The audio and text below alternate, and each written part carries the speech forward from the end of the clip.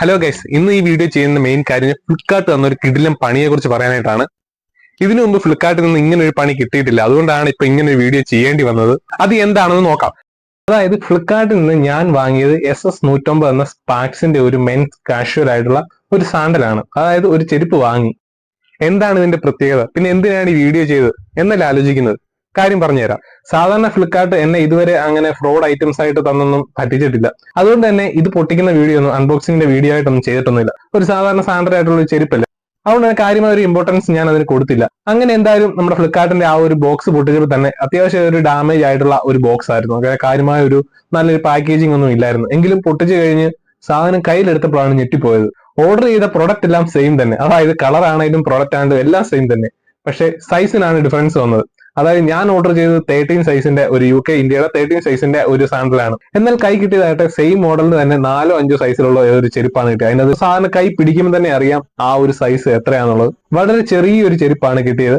എന്നാൽ ഇതിനകത്ത് എന്ത് പ്രത്യേകതയാണ് ഇരിക്കുന്നതെന്നല്ലേ. സാധാരണ ഇങ്ങനെ പല സൈസ് നമുക്ക് വരുന്നുണ്ട്. അതായത് ഇപ്പം ഒരു 12 സൈസ് ഓർഡർ ചെയ്യുന്നവർക്ക് 10 കിട്ടുന്നുണ്ട്, ചിലപ്പോൾ 10 ഓർഡർ ചെയ്യുന്നവർക്ക് 13 കിട്ടും.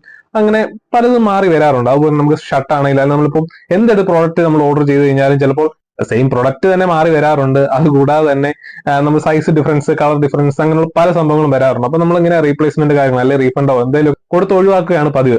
പിന്നെ എന്തിനാണ് ഇങ്ങനെ ഒരു വീഡിയോ, അല്ലെങ്കിൽ ഇതിന് എന്തിനാണ് ഇമ്പോർട്ടൻസ് കൊടുക്കുന്നത് എന്നായിരിക്കുമല്ലേ. എന്നാൽ ഈ വീഡിയോ ചെയ്തതിന്റെ പ്രത്യേകത ഞാൻ കാണിച്ചു തരാം. അതായത് ഇതാണ് ഇതിന്റെ പ്രത്യേകത.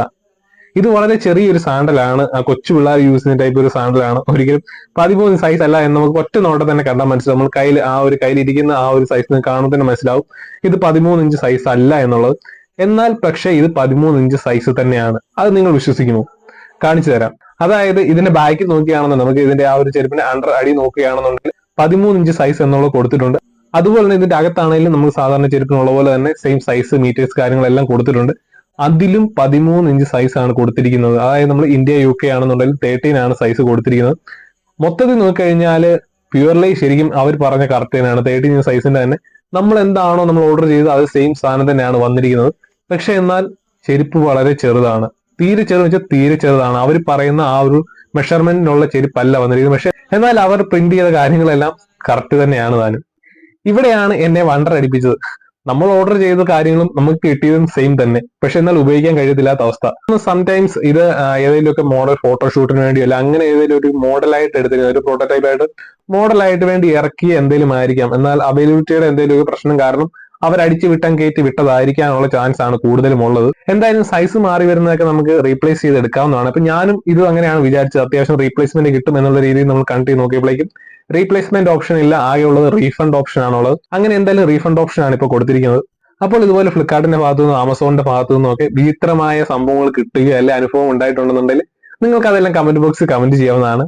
അതുപോലെ തന്നെ ചാനൽ സബ്സ്ക്രൈബ് ചെയ്തില്ലാത്തൊരു ചാനൽ സബ്സ്ക്രൈബ് ചെയ്യാൻ മറക്കണ്ട. അടുത്ത വീഡിയോ നമുക്ക് അടുത്ത ദിവസം കാണാം. Bye bye friends.